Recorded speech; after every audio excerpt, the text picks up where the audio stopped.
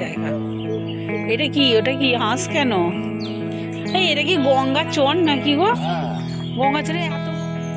Hello everyone, welcome back to our channel. আমি সুজাতা নতুন একটি ব্লগে আপনাদের স্বাগত জানাই। রোজকার মতো আসতে পারছি না, কারণ গলার আওয়াজ শুনেই বুঝতে পারছেন খুব ঠান্ডা লেগেছে। তার জন্যই সকাল সকাল আমার বর এই বাসক পাতা নিয়েছে, মানে ওষুধে কোনো রকমের কাজ হচ্ছে না, তার জন্য বললো একটু টোটকা, ঘরোয়া টোটকা তাহলে ব্যবহার করি। তো সকাল সকাল বাসক পাতা খুঁজতে গেছিলো, আমাকে সাইকেল থেকে নেমে দিল, আর তার সাথে কিছু রাম তুলসী পাতা নিয়ে দিয়েছে। এগুলো ভালো করে বললো ধুয়ে নিতে, কারণ হচ্ছে রাস্তাঘাটের জানেনই তো কত ধুলো, শীতকালে তো বেশি ধুলো হয়, তার জন্য ভালো করে একটু জল দিয়ে ধুয়ে নিলাম। এবার কিছুটা গোলমরিচ, লবঙ্গ আর এক টুকরো আদা নিয়ে তো বেটে নেব শিলের মধ্যে। অনেকে এটা জল ফুটিয়ে খায়, কিন্তু আমার শাশুড়ি মা বলে যে এগুলো জল ফুটিয়ে না খেয়ে বেটে খেলে 3 দিন খেলেই অনেকটা উপশম পাওয়া যায়। তাই আমি সকাল সকাল বাটতে বসে গেছি। যতই যাই হোক বেটে আগে খেয়ে নিই, তারপরে না হয় কাজে নামা যাবে। যতই যাই হোক, শরীর খারাপ থাকুক, আমাদের মেয়েদের জীবনে শরীর খারাপ থাকলেও আমাদের কাজ তো করতেই হবে।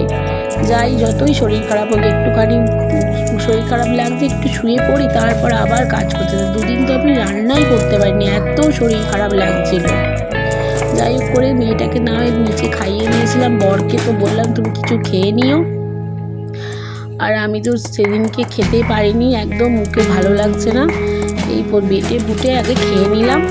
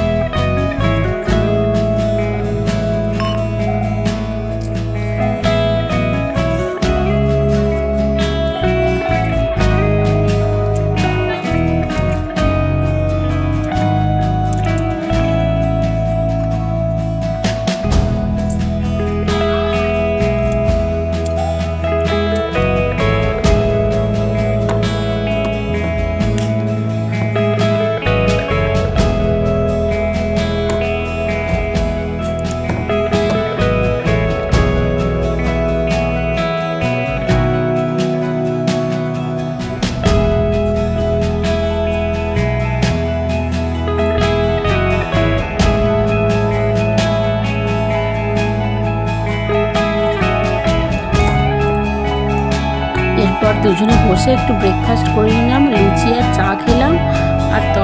আর আমার হাজব্যান্ড খেলো একটুখানি লুচি তরকারি দিয়ে, লুচিকে তরকারির বাটি নিয়ে একদম বসেছে, লুচি দিয়ে তরকারি খেলো। আর আমি একটু জুস বানিয়ে নিলাম। এই যে জুসটা মানে হচ্ছে কি বলো তো, এটা হচ্ছে ইমিউনিটিও বলতে পারেন, বা যে বিটের জুস বলে না, বিটটা কুচি কুচি করে কেটে বিট, গাজর, হলুদ আর একটু শসার টুকরো দিয়ে করি, মানে ডাইজেস্টিং সিস্টেমটা ভালো হয়। আমার খুব পেটে ব্যথা করে, তার জন্য এটা মানে দেখেছি এটা খেলে খুব উপকার পায়, সত্যি উপকার পাওয়া যায়। সন্ধ্যের পর থেকে না আমি কিছু খেতে পারতাম না, খুব রাত্রেবেলা পেটে ব্যথা করতো। এই সব দিয়ে না আমি জলে ভিজিয়ে রাখি, 2-3 ঘন্টা পরে ওই জলটা খেয়ে নিই। আমলকি দিয়ে, আমলকি আগেই ভিজিয়ে দিয়েছিলাম। আর দেখতে কত দেখো ভালো লাগছে। কিছুক্ষণ ভেজানো থাকার পরে তারপরে আমি, আমার বর আর আমার মেয়ে 3 জনে মিলে খেয়ে নিই। বিট লবণ দিয়েও হালকা করে, ভালো লাগে টেস্টটা, কিছুই না। আর এখন তো চিনি খাওয়াই ছেড়ে দিয়েছি, কেন কে জানে চিনির প্রতি এত বিতৃষ্ণা এসে গেছে, ভালো লাগে না খেতে। কোনো খাবারে, কোনো রান্নাতেও চিনি দিই না আজকাল। এটা রেখে দেবে একটুখানি রোদের মধ্যে, বেশ ভালো খেতেও হয়, আর শরীরের জন্য তো খুব উপকার। আমি নিজে মানে খেয়ে উপকারিতা পেয়েছি। তারপরে একটু বেরিয়ে যাব, একটু কাজ ছিল বাইরে আধার কার্ডের জন্য। মেয়ে আমি বর 3 জনে মিলে গেছি, আর ওর সামনে ছিল একটু গঙ্গার চড়া পড়েছে। কি সুন্দর জায়গা, একদম আমরা পার্কে এসেছি, সোনাও দেখাচ্ছি তোমাদের, চলো দেখে নাও কোথায় এসেছি। এত সুন্দর জায়গাটা না, আমি একটু ঘুরে ঘুরে দেখছিলাম।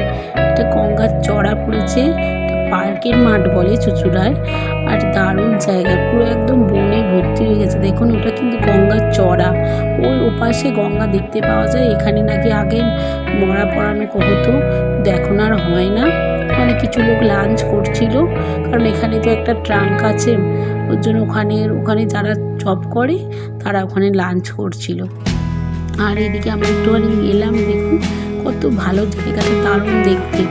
আমরা একটু ঘুরে টুরে তারপরে বাড়ি চলে গেলাম। কেমন লাগলো তাহলে ব্লগটা? আশা করছি নেক্সট ব্লগের জন্য আপনারা অপেক্ষা করবেন।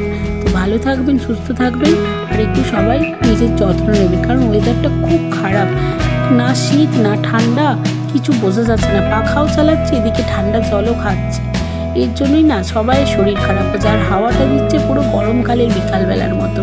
তো ভালো থাকবেন, সুস্থ থাকবেন, নিজের শরীরের যত্ন নেবেন, আর পরিবারের সবাইয়ের যত্ন নেবেন। তাহলে কেমন লাগলো ব্লগটা? আশা করছি নেক্সট ব্লগের জন্য আপনারা অপেক্ষা করবেন। Thanks for watching.